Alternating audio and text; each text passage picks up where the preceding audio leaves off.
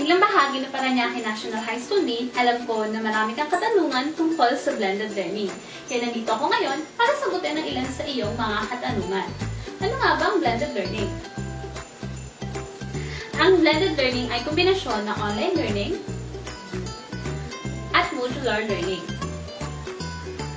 Ang online learning ay ang pagkatuto sa pamamagitan ng iba't ibang online learning platforms katulad ng Google Classroom, Messenger Class, at Pepper.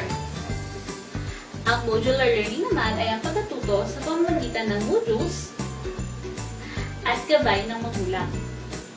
Pag pinagsama ang dalawa, blended learning. Sa pagbubukas ng school year ay makatatanggap kayo ng mga learning packages. Ito ay maaari ninyong kunin sa mga designated areas kagaya ng schools or barangay halls na malapit sa inyo. Pero huwag tayong malilito ha, sapagkat ito ay may mga kulay depende sa inyong grade level. Para sa grade 7 green, grade 8 yellow, grade 9 blue, grade 10 red, grade 11 violet, at grade 12 orange. Ano nga ba makikita natin sa ating mga learning packages? Mahalagang siguraduhin na kumpleto ang ating matatanggap kapag kukuha tayo nito sa mga designated depository areas. Ang mga laman nito ay ang mga sumusunod. Una, ang learning plan. Dito nakalagay ang mga topics na kailangan natin pag-aralan at mga activities na kailangan natin sagutan in a specific time frame. Pangalawa, ang parent guide. Dahil ang ating mga magulang ang makakasama natin sa pag-aaral, mahalaga na alam din nila kung paano sagutan ang ating mga modules. Pangatlo, ang learning modules. Ito nakadepende sa kung ilang subjects meron tayo. Kung 8 subjects, 8 modules na ating matatanggap.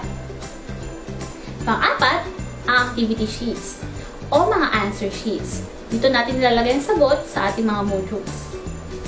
At ang panglima ay ang feedback form. Dito natin pwedeng ilagay ang ating mga feedback, comments, or suggestions na may kinalaman sa ating karanasan sa modular learning.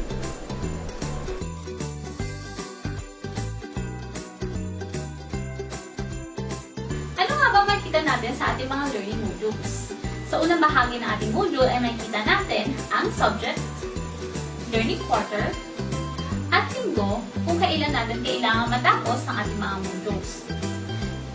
Dito ay makikita rin natin ang mga competencies na kailangan natin matutunan kapag natapos na natin ang ating mga modules. Sa ikalawang bahagi ng ating mga modules ay makikita natin ang mga lessons at discussions na makakatulong sa atin para matutunan natin ang kailangan nating matutunan. At sa huling bahagi ng ating mga modules ay makikita naman natin ang mga assessments, activities, at tests na susukat sa lalim ng ating natutunan sa ating module. Kung nahihirapan ka o may mga katanungan ka tungkol sa iyong modules, maaari mong i-text o tawagan ang iyong teacher gamit ang iyong basic cellphone or smartphones. Pero kung may internet ka naman, ay maaari mo siyang makausap via Messenger Class or Google Classroom. Kapag tapos mo na sagutan ang iyong mga modules, ay ibabalik mo lamang lahat ng ito sa iyong learning package bag at maaari mo nang ipahatid sa iyong mga magulang sa designated depository areas kung saan niyo siya kinuha. Lagi nating tatandaan na ang blended learning ay kombinasyon ng online learning at modular learning.